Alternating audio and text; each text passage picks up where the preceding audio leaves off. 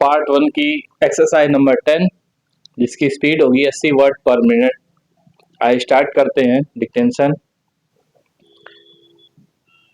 Start.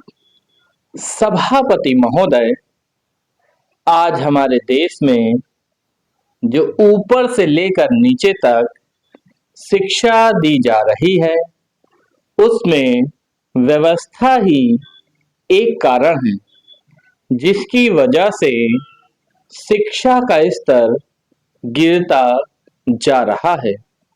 मेरा अपना विचार है कि जो शिक्षा प्रणाली है और जिस रूप में शिक्षा दी जा रही है वह अनुशासनहीनता का भी एक कारण है।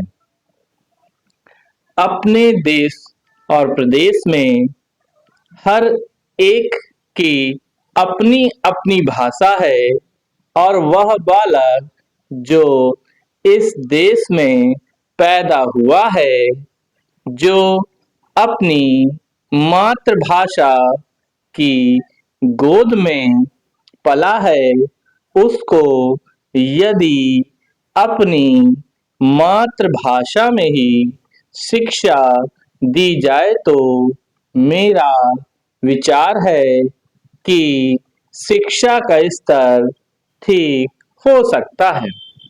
जो सबसे बड़ी भूल और कमी सरकार के द्वारा दी जाने वाली शिक्षा के संबंध में हो रही है वह यह है कि बालक की मातृभाषा में शिक्षा ना देकर उसको उस भाषा में शिक्षा देने की व्यवस्था की गई है जो हमारे देश या प्रदेश की भाषा कभी रही ही नहीं। मेरा अभिप्राय विदेशी भाषा अंग्रेजी से है।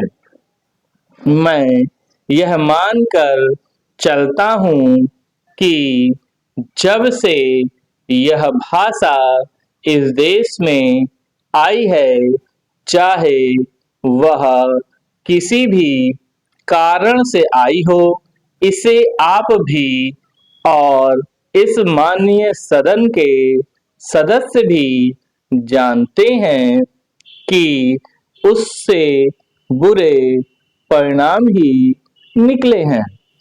कोई भलाई नहीं हुई है। इस देश को जो हानि हुई है वह किसी से छिपी नहीं है। हम देख रहे हैं कि हमारे यहाँ जितना फैशन बढ़ रहा है और जितनी वेशभूषा बिगड़ रही है वह सब अंग्रेजी भाषा के ही कारण है।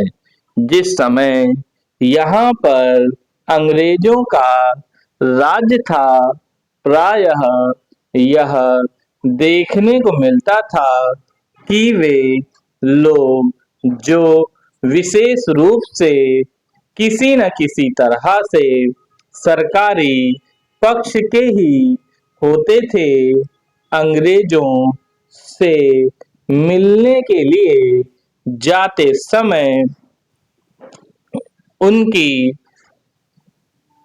अंग्रेजी वेशभूषा का ही प्रयोग करते थे।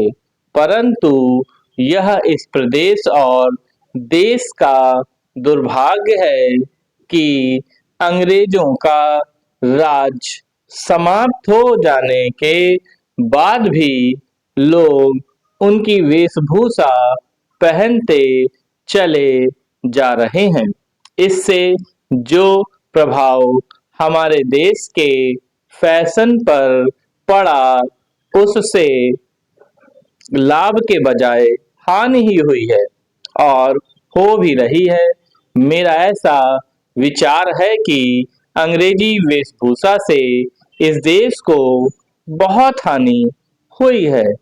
भारत की गौरवपूर्ण सभ्यता और संस्कृति के संरक्षण पर पर्याप्त ध्यान देने की आवश्यकता है। समाप्त। ये थी ऐसी वर्ड परमानेंट। ज्यादा से ज्यादा प्रैक्टिस करें इसकी। Okay, thank you. जय हिंद।